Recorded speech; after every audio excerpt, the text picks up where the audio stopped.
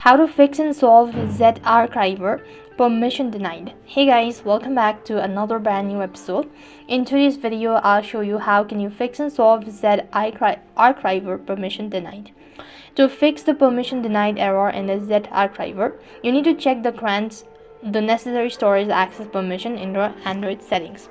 So for that, you could go and long press the application and then go to this I button or the app info, and here you could go to the permission and make sure to grant all of the permissions that you need to.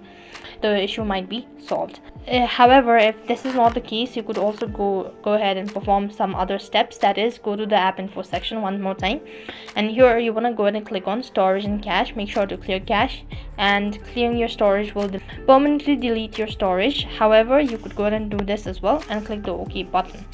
After that, you want to scroll down a bit and you want to go to this app detail and check whether the app needs to be updated or not.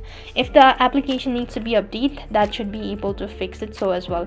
Now once you've done it, so try logging into your account and check whether the issue has been solved or not. If the solution doesn't work, then you could try uninstalling the application or restart your device and then reinstall your application and log into your account. That can be able to fix the issue all at once. These were some of the ways to fix your ZArchiver permission denied issue. I hope the video was helpful. Make sure to like, share and subscribe to our channel. Thank you for watching. See you in the next video.